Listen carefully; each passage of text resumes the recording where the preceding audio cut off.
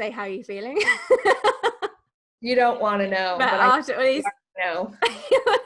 like tech issues, it's just like so classic Mercury retrograde. I thought people were joking about that. Yeah, it's a thing. I mean, I can safely say it is a thing. I felt weird for a couple of days now, but today has just been frustration after frustration. Like, I actually feel like throwing something, not to mention the fact that I'm coming off the birth control pill. Oh yeah, you were saying that the other day, weren't you?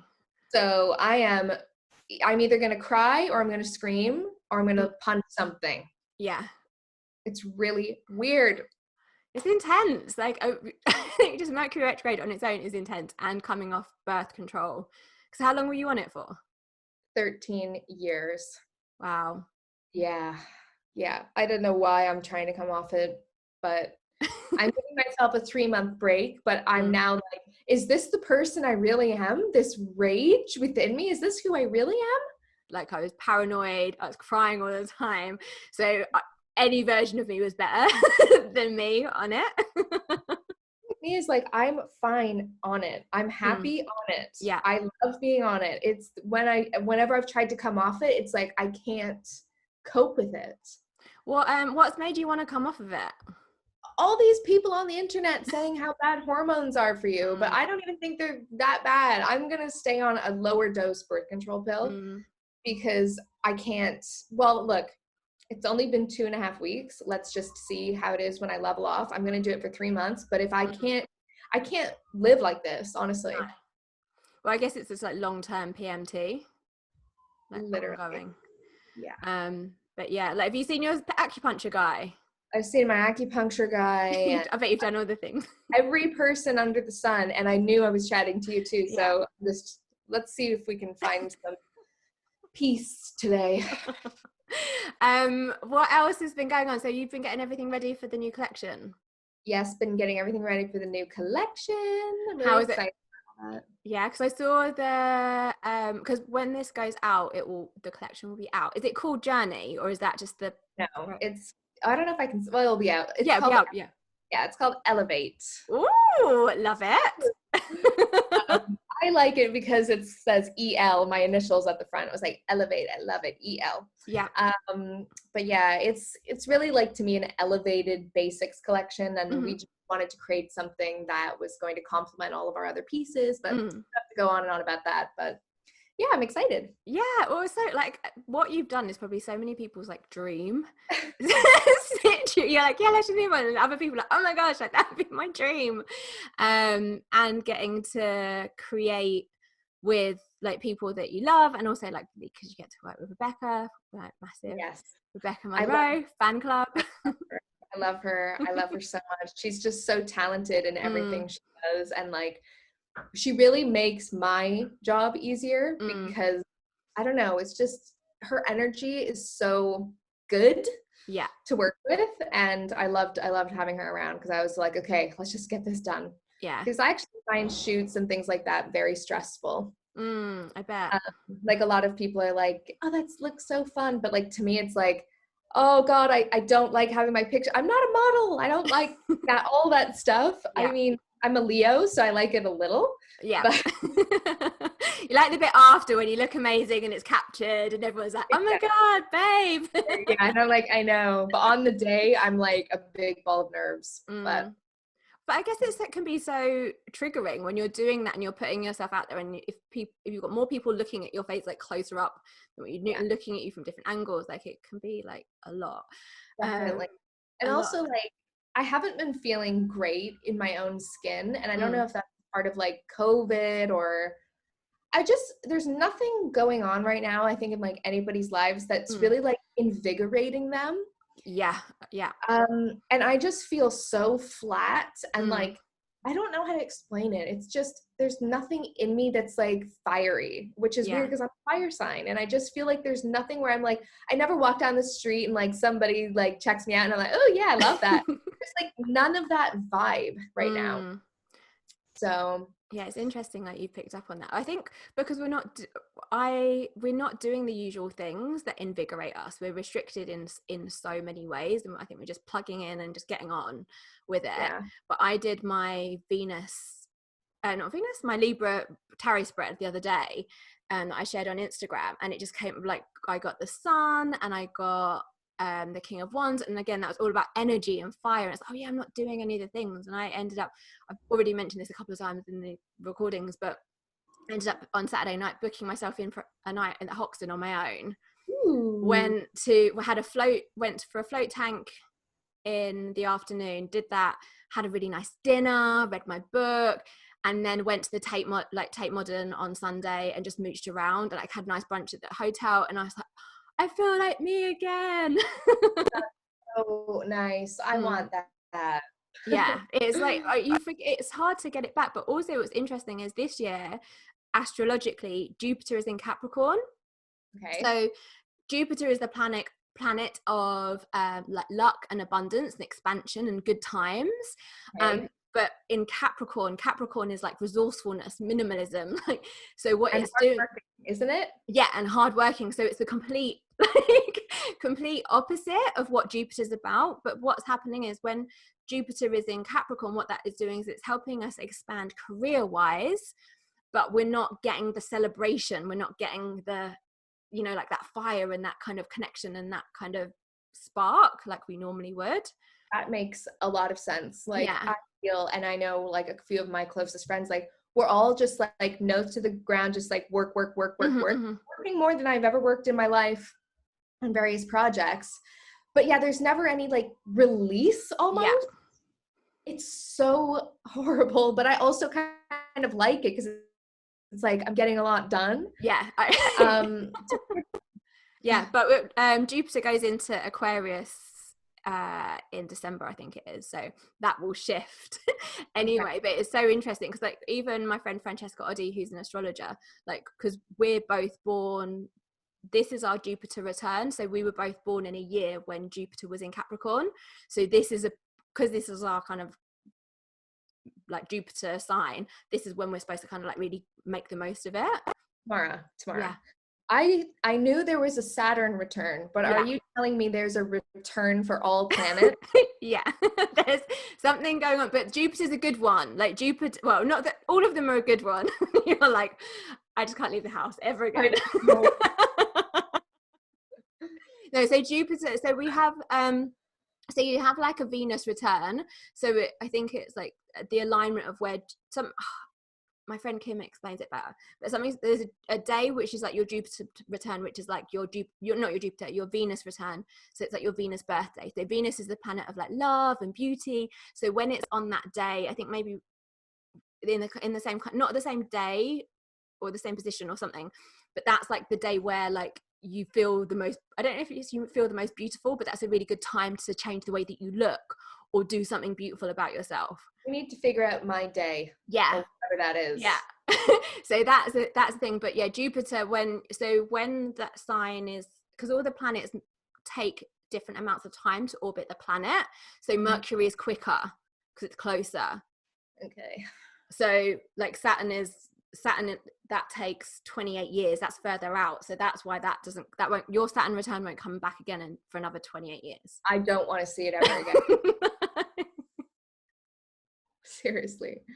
Oh, yeah. So yeah, so all of these different things, but yeah, so this year was Jupiter return, like our Jupiter return. So we've both been like, let's just get on with, make the most of it, use that energy while we're feeling focused and motivated with work, because it, like as anyone will do, there will be other times where you are not motivated by work.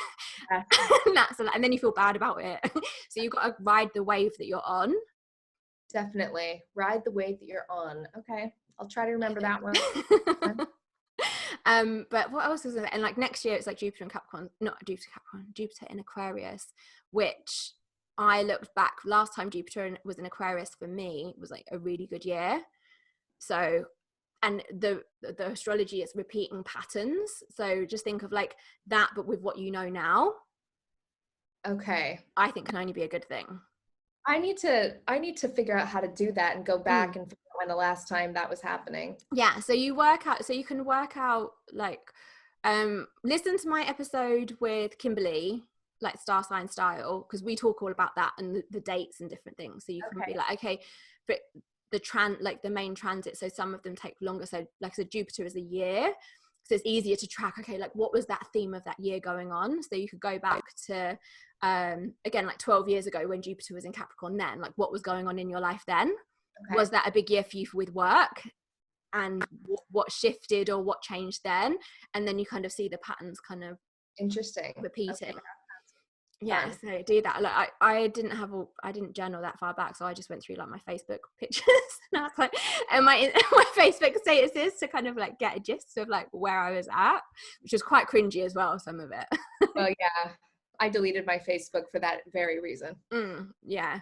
Well, and like for you, because you are like your whole career, well no, it's not what all you're about, because but the internet, I think not just for you but for so many of us, is such a big thing, and your business is built on the internet with like content creation and promoting what you do. Like how do you like find that, because you've got massive amounts of like people on you, like kind of following you? Yeah, I mean, I think that's one thing that I really liked about doing the jewelry was it was the first thing that I had in my career that was like a physical thing that regular people, for instance, could understand. Like I could say to my grandma, oh, this is this jewelry. She'd be like, oh, amazing, you know? And for some reason, there's still a part of me that like craves that tangible thing, because the internet is so fleeting, and sometimes it is its own world, really. And sometimes I just want to stay on planet Earth. Yeah. So I like to have a mix. That's why I really like the jewelry. But yeah, I mean, the internet is the reason that I can live my life, basically. Yeah. Without it, I don't know I can't even think about it, but we don't have to, because it's there. And I do really enjoy it. I think there's a lot of perks and a lot of great things about it, but there's also a lot of things that I've found, especially of like 10 years of putting my life online, that, you know, I need to have stricter boundaries with. Yeah. It must be so hard, because I get overwhelmed, and I've like got like the tiniest fraction of people probably messaging me and following me, and sometimes I think, oh my god, what does Estee do with like how?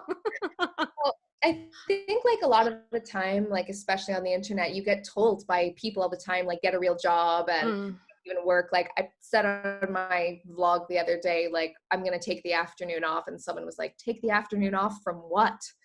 You know, so you're always having to kind of like defend how much you work. But you know, I recently hired someone that is working with me, and I think I mean, I can't speak for her, but I feel like maybe she's a little surprised at like just the pace at which I work. I wake up at 7 and well, especially now that I've been in this zone, I work until 11:30, 12 at night sometimes these days. And, you know, people don't see that. And yeah, I think just coming down from that is really difficult. So when I was speaking about boundaries, like even to go, that's why I think my dog is such a great thing in my life. There's always a reason. Yeah. And, you know, she needs a specific type of attention. For anyone listening who doesn't know, she's a stray dog, and she's special needs. She's been diagnosed as special needs. Aww. She's such a sweetie, and she's super nervous. I know. So I have to take her to specific parks. I really have to take a lot of extra time away from the high pace of the internet and all this noise, you know? So I'm so grateful that I have her. At first, maybe I wasn't, because I was like, I can't do this, it's too much work. But now it's like, oh, the reason is because it takes me out of this, takes me out of my head, puts me back in my body, helps me connect with nature, the earth, her. So the boundaries thing, and also just like, you know, I don't have to prove to anyone the level at which I work, but I have to know in myself that it's okay to slow down, because I don't know, I'm always trying to, in a way, prove something to myself, because I'm being told you're not working a lot, you're not working enough. And I'm so like, okay, I'm going to work harder. You can't, you will literally combust. And I've had like actual breakdowns because of like, I wouldn't say exhaustion, but it's a type of exhaustion because you're giving so much. And it's hard to do that all the time without replenishing yourself in other ways. So it's all a balance. Yeah. And I think people don't realize that how much of an energetic thing social media is. That you're opening, like, it's a social media channel, but you're also opening up to all of these different things. So when you are interacting with people, you're somehow energetically plugging into all of these different things. So it's a lot, and you do have, it is really, but I noticed, like, I don't know if this might sound really weird, but I kind of like noticed, like, with social media, I feel like you have a capacity and you kind of like build up your stamina with it. So I remember, like, once, it was quite a while ago, but the more that I was on it, or the more active, I'd kind of like have it, and then I'd do that and have this burst and be commenting, and something like, say for example, a comment or something you post gets like loads of engagement, so you're replying to it all, and then after you kind of have a crash, and feel like, oof, and then it's just kind of like it happens again, but you can kind of deal with it, but then you build up this weird stamina. Is that a thing? I think, like, especially when I first started this job, it was a big thing. I would have huge highs, really low lows, boop, boop, boop, boop, all the time. Now I'm so aware that that can happen that I literally don't even let it get to that stage. But then it's tough because you need to maintain a level of approachability and access to keep your audience engaged and to have the community. That's the whole reason why you're doing this, right? So you have to really, it's so intuitive, actually.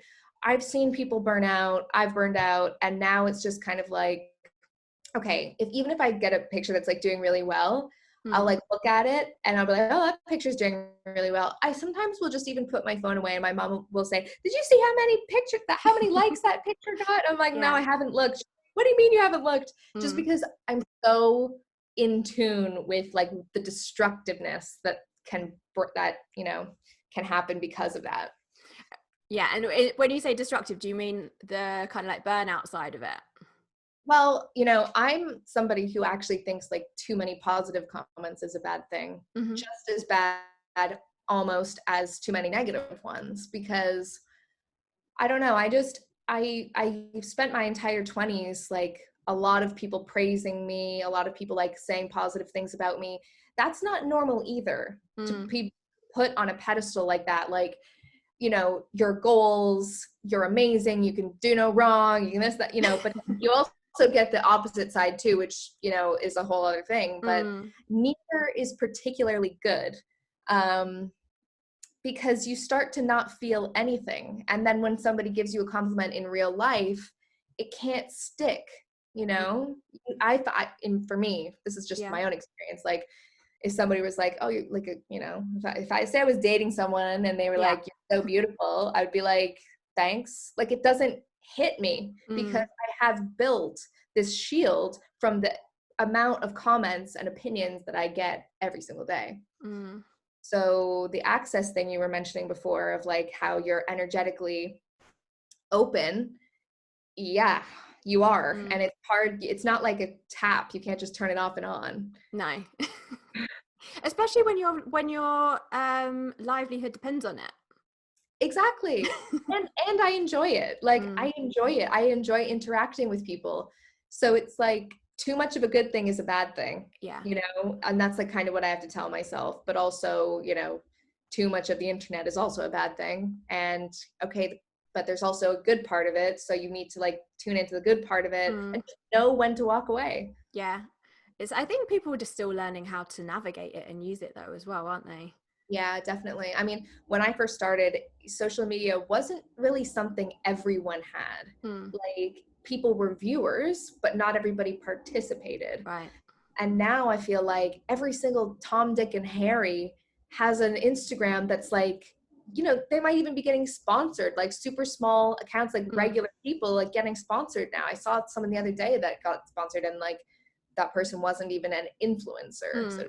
So it's just, we're all turning into brands in a way. And that's interesting for me. And I feel like I, in a way, have a bit of a leg up because I've been doing it for much longer. So I don't know. I just, don't get me going, Tamara.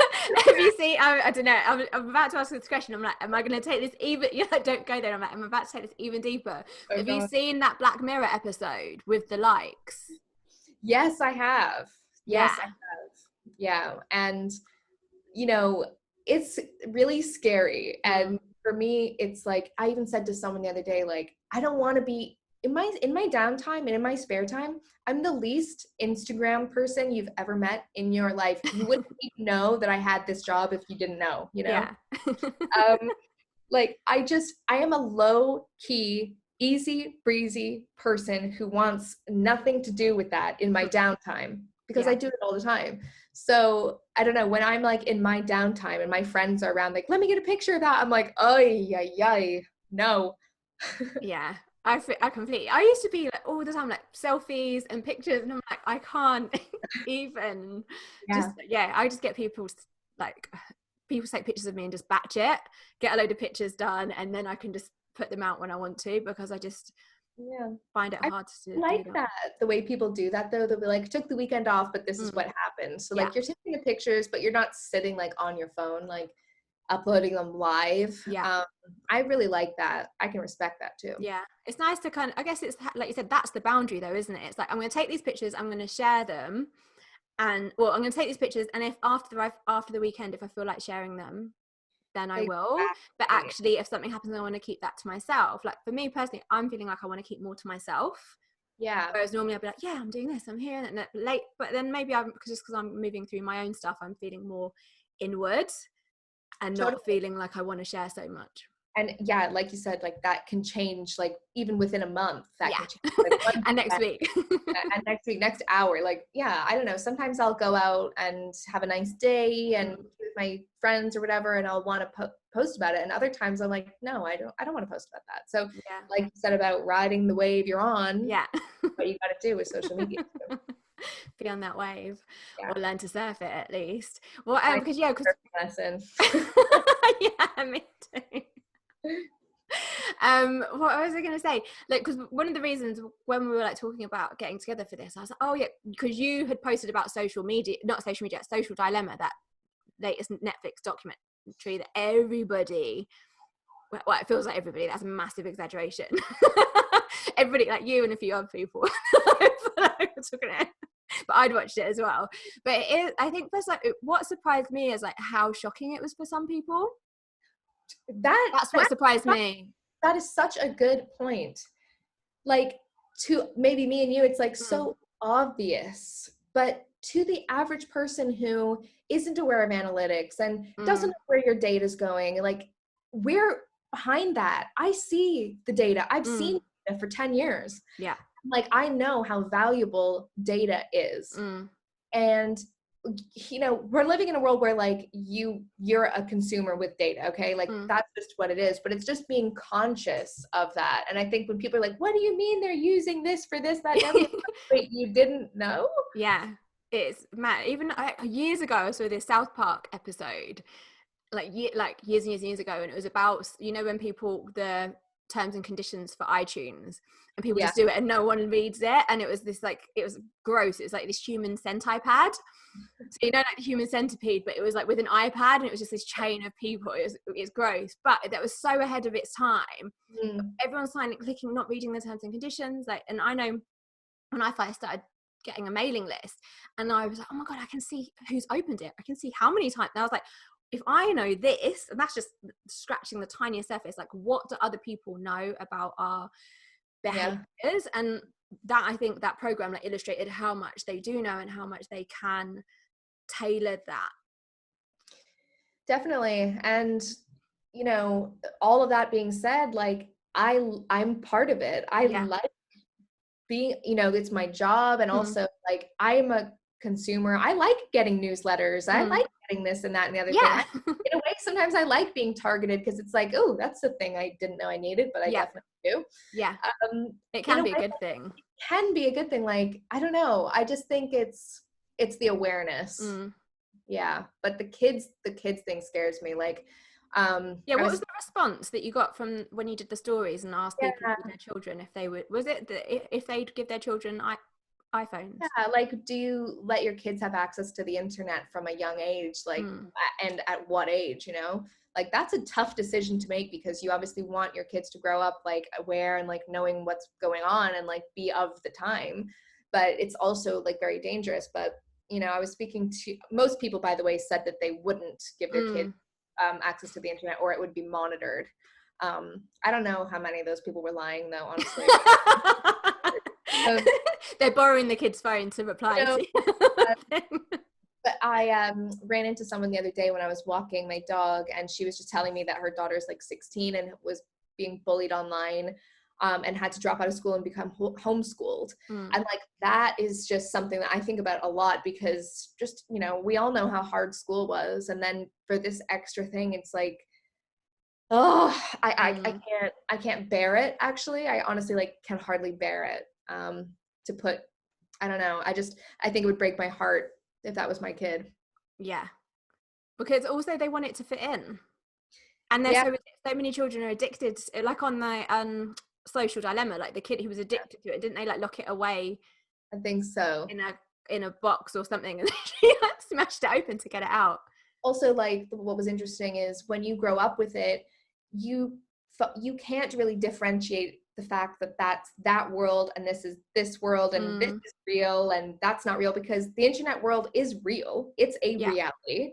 And I just think there's not enough socialization in the actual real world now with all the internet stuff. And then now with COVID, it's like, I really am conscious of getting away from the screens, because it's not real. Yeah. But it is. Yeah. So hard. So confusing, like, isn't it? Because like, yeah, it's not real, but it is. But like, there's so much good can come out of it. Exactly. So many good things do. So many like issues that need awareness. People find out about it because it's not covered in mainstream media. There is so many good things, but also lots of different, people are feeling more accepted than ever before. You find other people who you relate to. Like, that's all amazing. Yeah, I've just signed up for a web design course, and just when you're just, I can't get my website right, and I just thought I just need to learn how to do it myself. Yes, because then it's just done. And like, they've got this Slack group and this community, and I only just watched the orientation video so far, but they've got people all around the world, and they've got such a good thing going on. And I think that is amazing that so many people from around the world can get together like that and find their people. Definitely. When just they might not. Yeah. To like the education and stuff as well. Like, people are more empowered than ever before. Like, I love all these online courses. Oh, I love it. What was the latest online course that you did? Well, I'm going to do a Neil's Yard essential oils one. Yeah. And I'm also going to sign up for an Excel course. Sexy.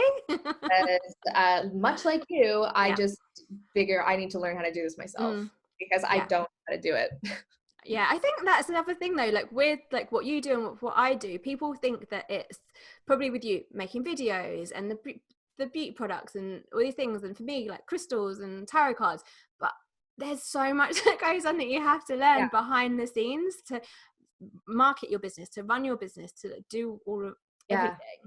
Like, exactly, the beauty product element of my job is very small compared to all the other crap I have to do that I didn't think I was ever going to have to do. Yeah.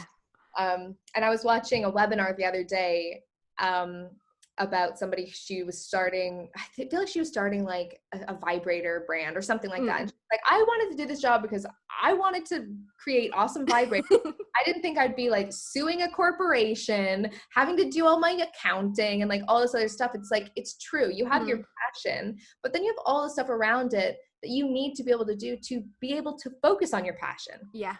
So you need to have a lot of skills to run your own business. And I think that's not to put anyone off, but I think also it is enough, because it's when you're passionate about it, it doesn't feel like work. Right. It is like passing on the baton, like, oh yeah, I'm going to do this next thing, cool. And like, that's what you're into. And because it applies to what you're doing, and hopefully it's going to make your life easier, you're there for it. But I think it's also important for other people to, like, on the outside looking in, being like, oh, that's so glossy. Like there's so much that goes on. You know what? The way I always look at it is, if they think that it's glossy and it looks great and that I don't have a job, then I'm doing my job. Yeah. Because I'm making you think that this is easy. Yeah. It's like a swan. Like, a swan's like all elegant on the top, and then under the water it's just like paddling frantically. Exactly. The swan effect. I love that. What so around like boundaries and the internet, like what would you say, like how do you kind of have your boundaries, like what, like how do you put them in place, like how do you make using the internet and social media like good for you, you know, and kind of like have that, maintain that element of self-care and what you need out of it?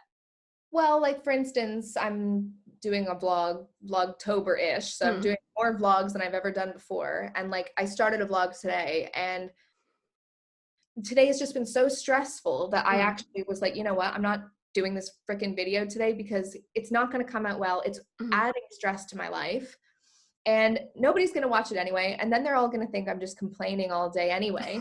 So I'm just going to put the camera down and pick this up tomorrow. So I think it's knowing when enough is enough. And also just like listen to yourself. Like, do you really need to be filming that? You know, I don't know. I just feel like that. And also like usually when I'm not doing lots of videos, I take the weekend off. I really, before October, have been excellent at turning off my computer at 6 or 7 and not working on the weekends. Now, that has not been happening in October, but it's going to be happening in November. And also this weekend on Saturday, I'm having a no phone day. Ooh. So that means the only time I'm going to be using my phone is to call my mom and Google Maps. That is it. I love that they're your essentials. I know. My mom, I was just talking to her before I called you, and she was like, how sad is it that the highlight of my day is when you call me? And I was like, that's not sad. That's amazing, because it's the highlight of my day too. Yeah. Like just something I have to do to stay grounded. So yeah. And I think it's the little things as well. And like you said, like with you having so much going on and so many, like so much, but you need those things that keep you definitely in the here and now, that is real. Yeah. And also like I've struggled so much over the years with my mental health and stuff. And like, it's like the internet boundaries. It's like, I know, and most people know when they're feeling off within themselves, like you have to sort it out. You can't just keep going through it. Because I don't want to have another burnout or like actual nervous breakdown. Yeah. I think once you've gone through it though, and like similar for me, like from my own experiences, is that once you've had that, you're like, whoa, like I've been there, done that. You have that awareness of what the red flags are. That you have a choice to call in support. Yes. And it doesn't have to go that far. What are the things that have helped you the most, like with your mental health? Well, I think like the whole saying no movement has been great. And like, in a way, I really loved COVID because it meant that I just didn't have the pressure. You know, it was like, it was a given that it was a no, I'm not hanging out. So I think as well, like, you know, realizing that if you have to cancel something or if you have to reschedule, like, it's okay. Like, that's fine. You know, don't take on more than you can actually chew. What was the question? Mental health. Like what's helped you? Oh yeah, I love acupuncture. And saying no. Saying no. I love acupuncture. I love baths so much. I love tarot, which you know, like tarot has been such a huge part of my journey of like, I don't even know if it's self-reflection, but it's just like a type of focus. I love tarot. Like seriously. It's funny because when you got your tarot deck and then we were like bouncing back and forth with like voice notes, and I was like, oh my god, you had the high priestess, which was like what will support you, and that's all about your intuition. And so it just makes so much sense that now you've got like gone there with the tarot, and the tarot is, you know, like helping you tune in. It is, but I have to say I've been bad at that, because what I was doing was pulling a card every day or a couple of cards and like journaling on that. But I've just been so overwhelmed. But can I just show you tomorrow what I've got? I have the Romance Angels Oracle cards by Doreen Virtue. Are these rare? I don't know. I've never seen them before, so maybe. Oh, okay. Because I watch a lot of tarot on YouTube, because that's what I do in my spare time. And I see everybody has these. They're like oracle cards. I don't know. I really like them. And then I also obviously bought like the regular one, and then I got the Modern Witch one. What do they look like? I don't know if I've seen those ones. What? These beautiful ones? Oh, I saw someone share them the other day on Instagram. I haven't used those ones. Oh my gosh, you're just like an OG tarot reader. So I feel like you don't really need to like get all these crazy decks. You're like, I'm good. I know some people, I'm very monogamous, so I'll have a deck or a couple of decks and that is it. Right. One of my friends, Vix, is a tarot reader. I mean, her thing was, or like is like, she uses all these different decks and she'd get sent them all the time. So Right. she'd do her like weekly reading and she'd just have these bookshelves just full of tarot decks. And for me, that's just too much. Like I like one deck and just, or like a couple, and they're what I work with. But yeah. I go through phases. So I started off with the traditional deck, and then I worked with the Wild Unknown. Then I started working with this, which was very abstract. It's very like kind of like black and white with kind of primary colors.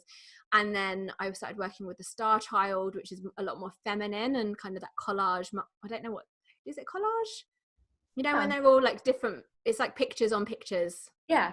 But it looks like a scene. And then but then I lost one of the cards from the deck, and I was like, oh my god. And I personally wouldn't use a deck with a card missing, but I bought the Serpent Fire deck, which I've used and I've used on you, but I was a bit intimidated by it. But then because I'd lost the card from the deck, and I had a whole day of readings booked, and I was like, well, I've got to use this deck. And I just had the most amazing day of readings because I get attached to my cards. I'm like, we've gone through so much, like all these realizations, like one of my best friends, like, that's realizations and helps other people. And then like to have lost a card, but that again, things happen for a reason. And then worked with a Serpent Fire. So yeah, I don't know if another deck will come in for me. Ooh. But like, how are you getting on with like learning, like using your cards? Well, I just always like holding them, and I always feel like, you know, I try to put my energy into the deck. Mm-hmm. That's about as far as I get. And then occasionally I will like journal a couple of cards and like just pick one and Google what it means and stuff and like see how it relates to my life. But like, I just pulled the Death card. Ooh, transformation. Oh Lordy. So it's just fun, and I feel like it kind of like instigates things within me of like, ooh, maybe that is how I'm feeling. And like, I think it's an excellent tool. Yeah, I don't pull a card every day, but I like doing like a spread. I mean, sometimes I pull a card because I'll just be like, what is going on? And like, you know, deep down, but you need something to just kind of like clarify it. But I really like doing the bigger spreads because it gives me more to work with, just like as if I was doing a reading for other people. Yeah, I mean, that makes sense for you because you actually know what every card means inside and out. And I'm like, if I pull 5 cards, I'm like, gonna be here for an hour with my glasses on, like Googling what these mean. So. Oh yeah, I know. My plan for next year is to teach a tarot course, so you'll have to like.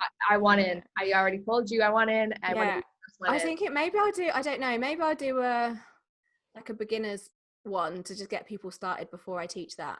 Like a little thing. I was kind of thinking, oh yeah, hold it off, but maybe I'll do something because people need tarot now more than ever. Seriously, I love it. I always get, whenever I share the tarot spreads, like so many people are like, oh my god, like, this is what I know, because we need to be reminded that we need to check in with ourselves and what's going on. And I think so often we just go into autopilot and then we don't know, and we need the cards help us to be like, come on babe. I'm like sitting here hoping you're gonna say, let's do a reading right now. But no, that's fine. But you've just put like, but even like with the it's interesting, like as you're saying with the Death card that like you've just pulled out, and like even that for you, I kind of feel like with the Death, like look at how like what's transforming in your life and what is being released, and that might be like where you're feeling where you've been coming off the pill and feeling super hormonal, like that might be that contraction that you're feeling, that tension might be part of that kind of rebirth energy that's coming through. And that's always, I mean, for me, I know that whenever I'm about to have a big breakthrough or a big shift, like it's like the shit hits the fan, like so that's normally a sign that something's going to come through. Like in a way I thought to myself, why am I doing this? But in another way it's like I want to feel it. I can't explain it. I just want to feel everything. Yeah, and that's what you got, your wish. I got my wish, but whoa. I when, you know, a Leo in a bad mood is already, you want to step away. But a Leo coming off birth control, like, back up and run. You need to make a meme of that. I did see a meme yesterday that made me laugh. I was going to send it to you. It was, send it to me. I will. It was, something about like waking up from Mercury retrograde in your ex's bed with bangs. It just made me laugh. Anyway. What was it, a meme that you shared the other day was like, what was it? If you were an emo and you're into astrology now, like you're probably into astrology now. Yeah, if you were an emo growing up, you're definitely into astrology now. I was like, ooh. Yeah. But have you always been into kind of like spirituality and like the tarot and astrology and things like that? Yeah, I mean, when I was maybe, I want to say 14, I remember going into my local bookstore and buying like a Wiccan Bible, and my mom being like, "Get that thing out of here! Get it out of here!" And my brother's like, "Cool, so you think you're a witch now?"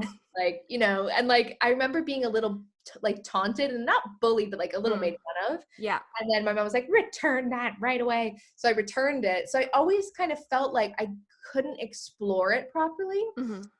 And now I feel like I'm a little older and less kind of open, but I'm still open. Yeah. But I'm a little more jaded, you could say. So I'm really interested in it, and I love learning about it. But yeah, I've always been into it, actually. I think like the first time I heard that like you can actually cast spells, like modern spells, like I was like, whoa. I loved it. I wanted to hear about it. But you know, now, like knowing what I know now, it's not so much spells. It's like it's like attention and like setting intention on certain things. That's interesting to me. I really want to do more work like that, of like setting intentions and that whole thing. Well, you've got Luna. You've got my book. I know. It's all in there. I was supposed to like drink some moon water the other day and I didn't get around to it, but yeah, it's hard. I think it can be so hard to do things, especially when you're busy or you've got a lot on.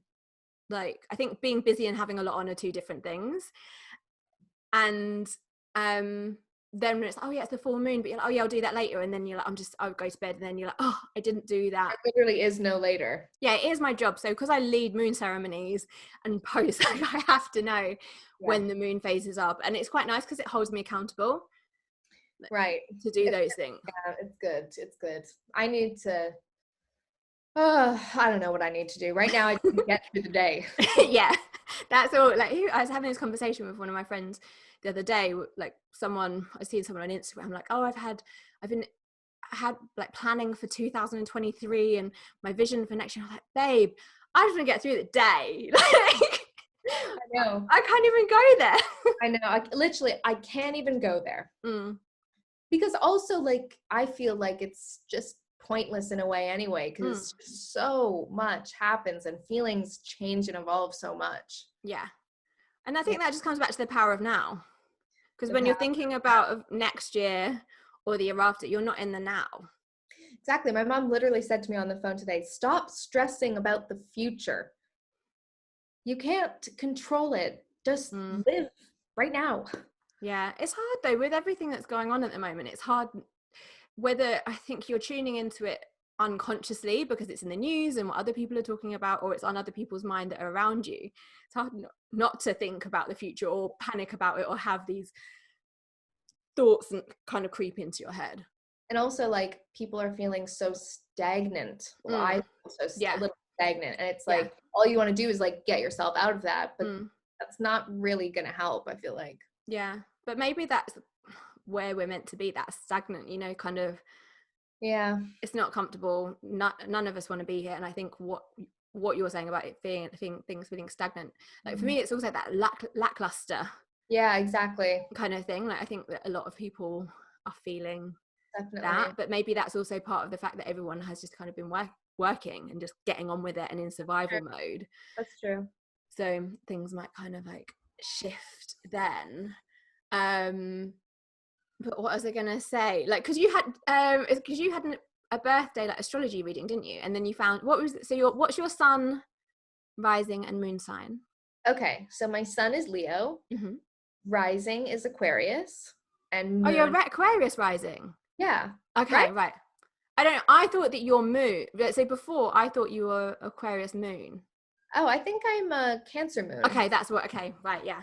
Okay, that's where it came in. You're probably right. No, you're right, because I think when I did that your first reading, I've just thought of something as I'm saying that, and I'm like, remember that. Just mention that. But when I first did a reading for you, we were talking, and I was like, are you Aquarius moon? Because all these things. But then you had that reading, and then you were like, oh no, I'm Aquarius rising, Cancer moon. And then I think does that from having that reading and what you've looked up about them, like, does it resonate with you? Definitely, like, because I also had a birth chart reading, and like the Cancer moon thing makes a lot of sense. It's weird because like I'm a Leo and like whatever, rah, I'm fierce and that, whatever, but I am so emotional. And sometimes those emotions can turn fiery. And like we talked about that. And also just the Aquarius, I think, in me as well is like, you know, I am a big thinker, and I don't know, I can't be too tied down in a way, and like I like the freedom, I think. So I feel like I have elements of everything, but I definitely identify as a Leo. Yeah. And with you, because when you were, because before I thought you were Aquarius moon, but now you're Cancer moon. Then looking at it, it's like, oh my gosh, yeah, because your friends call you a feeder as well, don't they? Yes, my friends recently started calling me a feeder. But like food is a big thing, like that in your kind of like what you share as well. And like one of the things with Cancer is like nourishment. And food, and like that can be their love language of like they want to feed people, they want to nourish people. So I was like, oh, that's so interesting. That's cool. That comes through. Because my mom is a Cancer, and like she can't really. She always is feeding me something. She's like, chocolate covered almond. The connection with mothers is interesting. Yeah, because also your moon sign relates to like your connection with your mother, right, and your relationship. So I attended a workshop years ago with like Madeleine from astrology for artists, who I'm going to be interviewing like for the podcast, and she was saying like, so our moon sign is also how we relate to our mum, or our mum relates to us, and it kind of that represents that relationship, and that will be why your mum has a different relationship to your siblings. And they treat you differently, not necessarily because they want, like they see you differently, but there's something in your emotional needs that are different, so then that shifts the like that changes how they are from like siblings. Right. I mean, yeah, you can't treat everybody exactly the same. No. Like, certain things just feel a little different. Yeah. Because I do find that it's interesting, like sometimes like parents be like, oh, I don't know, like older parents, and like, I don't know why they're like that. We've both been brought up the same. It's like, well, how could you do that? Like, yeah, literally. They could not. Like, they might have lived in the same house, but there would have been a time where you were more emotionally available for one, but two, because you were busy with them, you wouldn't be emotionally available for the other one, because you can't split yourself in two. So you can't be the same for everyone. But also what I remembered earlier when I was just like talking, so I journal, and I was like reflecting back on my journals, and I thought it was really interesting how around the October full moon or new, like basically when I did your tarot reading last year at She's Lost Control, that was around a moon thing. I can't remember if it was new or full moon. So when I look back on my journal prompt, I'd written about you then in the new moon, the full moon in Libra in March, I'd mentioned you then. And then like, I think there was something we'd done something together, or we'd had a conversation. So I would been like, I think the first one was like, like I did a tarot reading for Estée, and she mentioned me. And like lots of people have started following me. That's like that. Like it wasn't like I wasn't like dear journal, like just writing about you. I thought you meant like you had some amazing epiphany about my life. No. No. I was like, then, share. Yeah, but then on the full moon in Libra, I think we had a session together. And then for the new moon in Libra, we were talking about doing this together. Interesting. So I was like, Estée. I was like, what's like? So what is that? I don't know what that means. I don't know. Okay. I don't know what that means, but I thought that it was just really interesting how that, because we don't talk to each other, like obviously we were in contact on Instagram and yeah, we, like, message each other and but we don't connect like this all the time. So it's so interesting how these things, the patterns are really interesting. Have like come through, and I was like, do I tell Estée? Is that weird? Yeah, no, I love it. I don't know what it means, but it does feel cool. Yeah.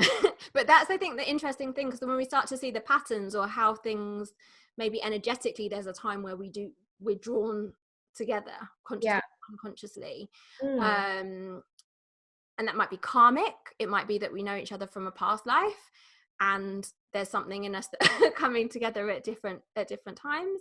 But I think that's why I really advocate you journal a little bit as well, don't you? A little bit. I need to do it more.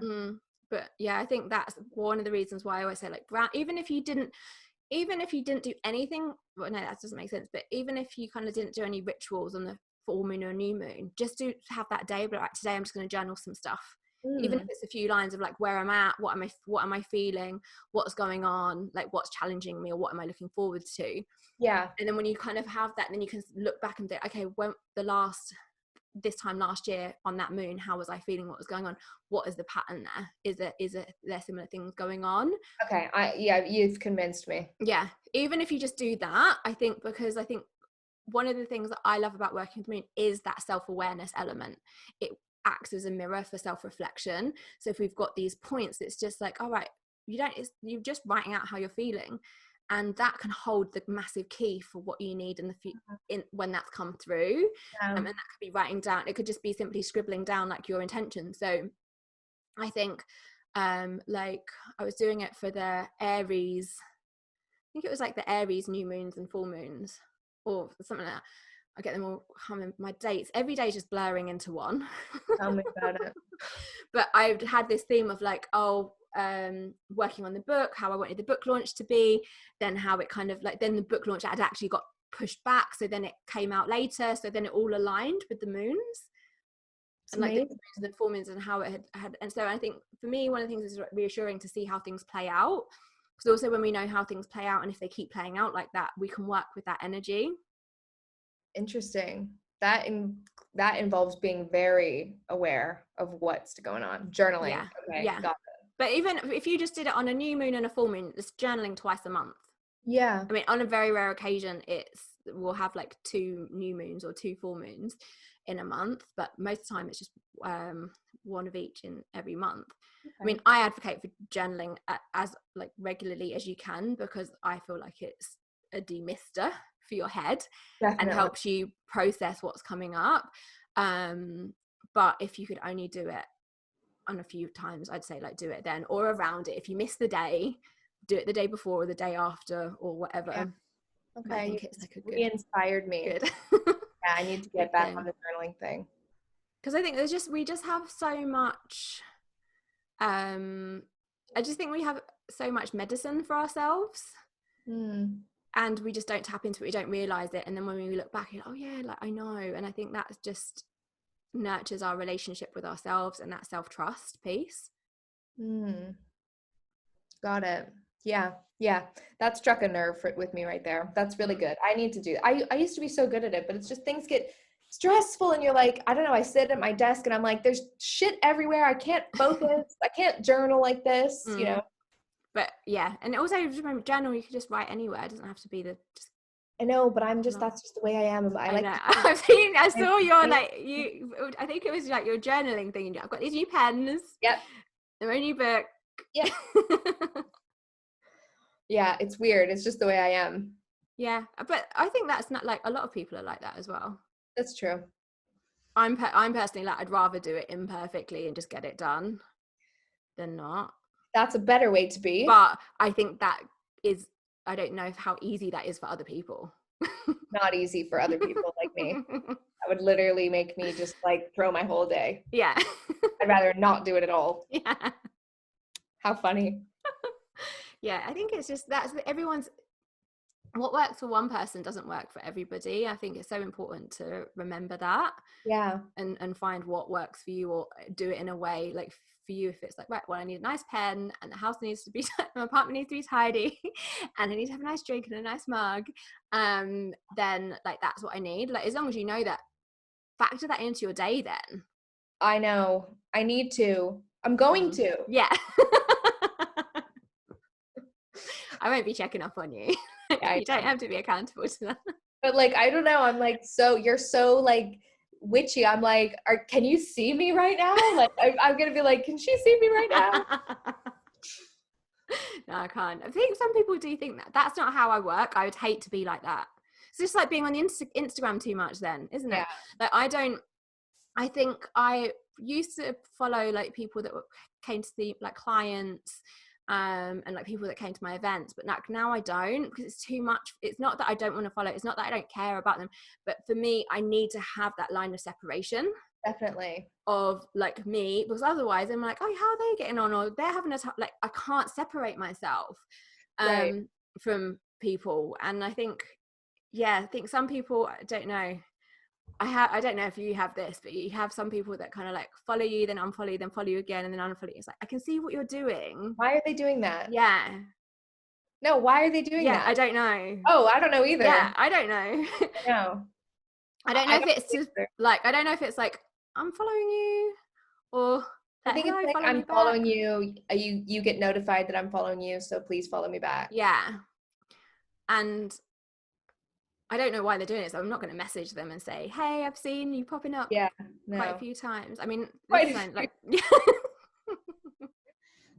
but it's like, it's not personal, but I have to have some distance. And that might be I'm Aquarius moon, like I need that distance. Like I love, same as you, like I love that community, I love that connection, I love that being able to connect with people and talk to them, but that something's got to give. Definitely. And it ain't gonna be me.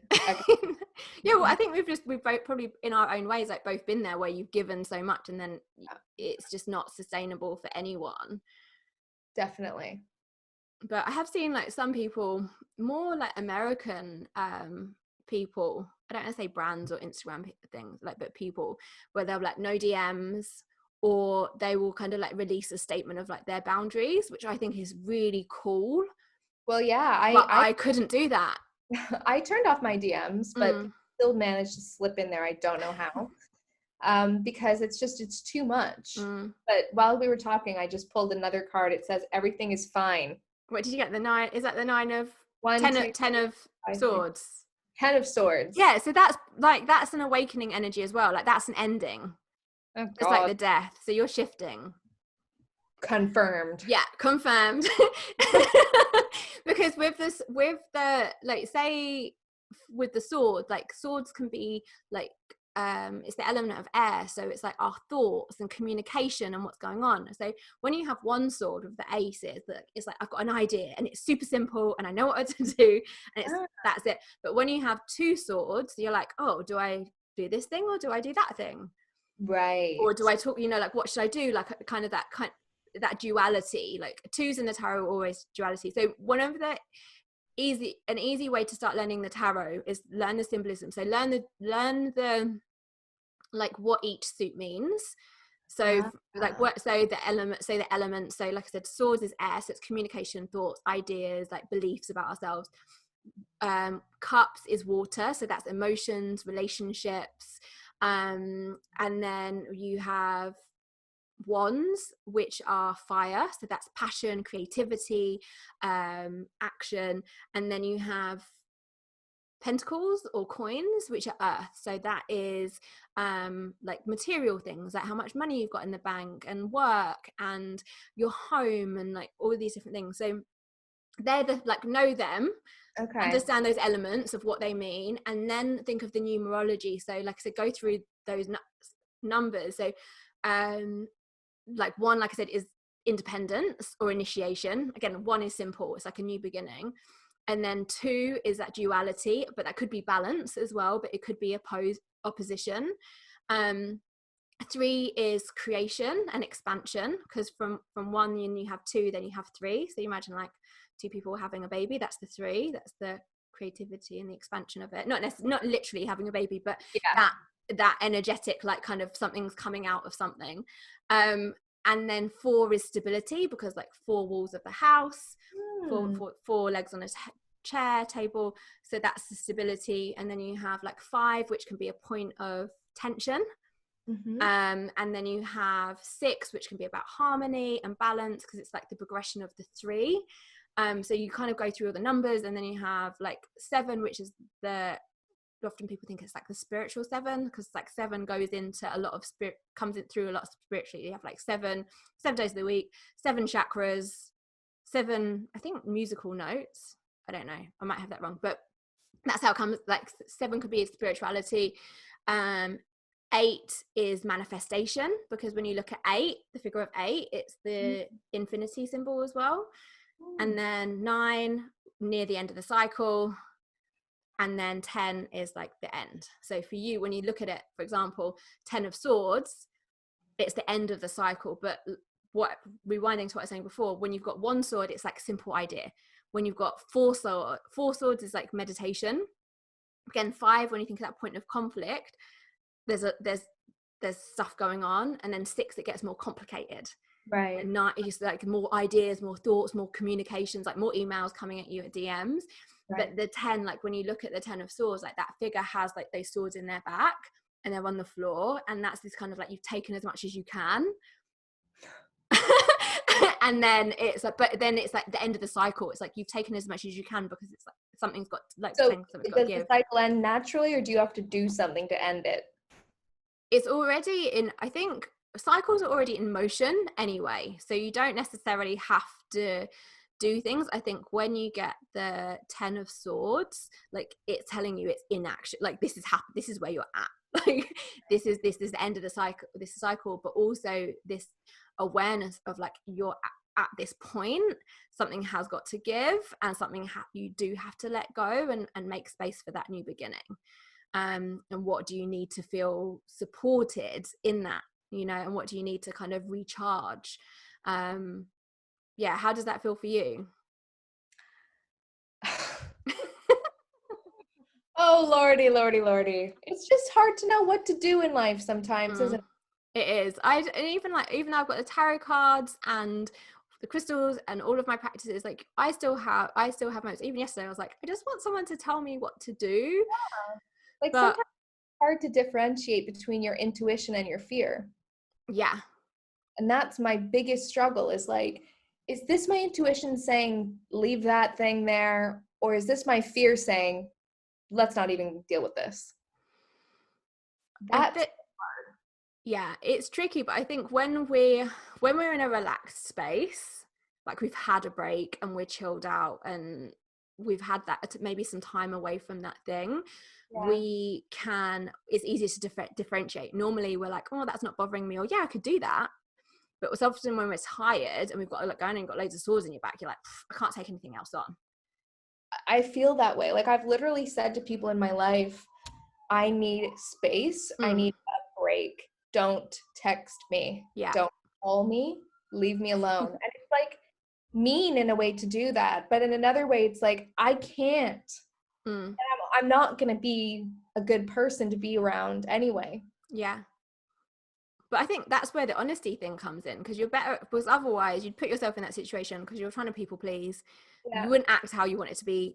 It could end up in an argument, for example. Then you feel horrible, they feel horrible. Yeah. And then it's just not an ideal situation for anyone. It's not comfortable saying like, yeah, I need my space. I don't, don't get in touch with me. But it, like the right people know that that's okay and that's safe. Yeah. It's just normally us that feels guilty for doing that. I know. Yeah. But lots been coming up for me where I'm like, oh, I just can't get ahead of myself. Yeah. No matter what I do, I can't get ahead of myself, and I am like doing too much. There's so much I want to do, but like I'm just on this hamster wheel, and that's how I've been feeling. And like I said, having that weekend for myself really helped, made such a difference. But also it's like, that's not how I've been working, isn't sustainable.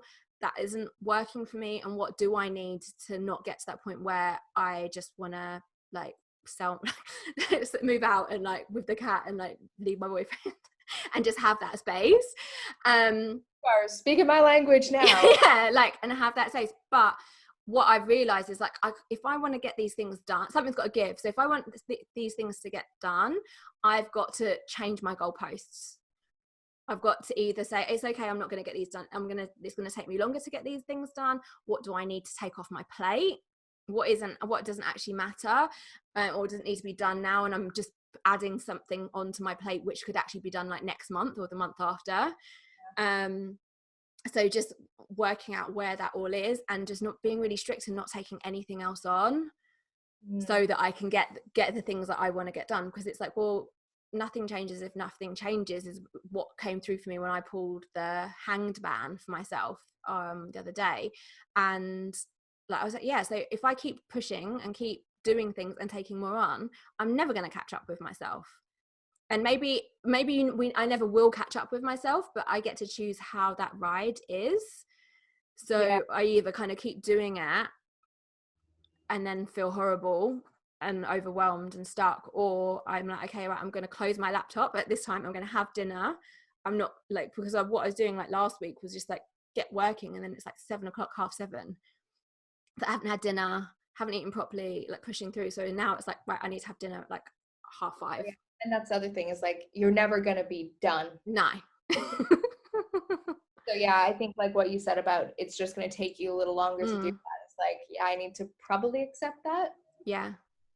And having, because you're better off doing, like, on that orientation thing that I was watching earlier for the website web design course, like they were like saying like you can't multitask, and you can't do all the things. You can't watch that one thing and be watching one thing and listening to another thing. And when we're trying to fit so much in, that is what we're really doing.